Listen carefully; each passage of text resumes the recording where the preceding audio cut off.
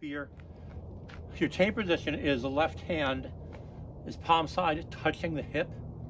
If your hand is touching the hip, that means that spike is not in your hip. You don't want to couch it into your hip and you get hit and you wind up spiked into your thigh muscle.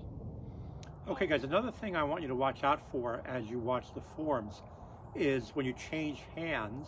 For instance, the changing the hands between 7 and 8 thrusts. Notice I'm not doing it like a flying grip change. I'm sliding both hands along the shaft as I do the grip change. That's so I stay in contact with it. If, let's say, I shoot up and then I go as a flying move to try to, and by flying I mean losing contact, a flying move in order to get the higher part of the shaft, but he knocks the shaft out of place, I might miss, right?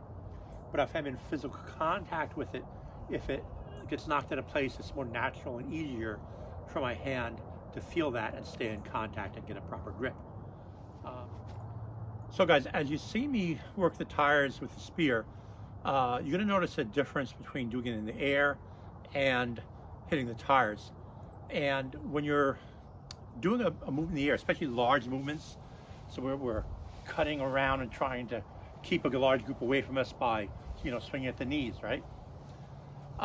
If you make contact, it's actually going to be, instead of a fluid follow through, it's going to be a hit and a draw cut and a thrust, and then you might go on to the next guys. And what you were hitting with is the socket of the spear. That's going to be your first impact weapon. That saves wear and tear on the thinner blade. And also, if you hit something like a bone, you may break the bone and then do a draw cut from there. You get in contact with something and then get that draw cut more easily.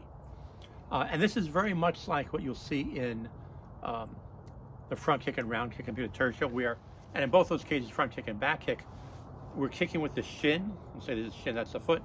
We're impacting the target with the shin. This way, if he moves back, you still have a chance to get him with the foot. But if you aim with the foot and he moves back a little bit, you completely miss. So same idea here. So when you see these cuts on the, or hit strikes and then draw cuts on the tires, my impact point is intended to be the socket of the spear. That's that pipe-like, let's say, handle or tube that's underneath the blade, and that goes over the wood at the end of the spear shaft. So when I hit with that, that's less likely to break than the blade itself. And then once I hit with that, there's my draw cut.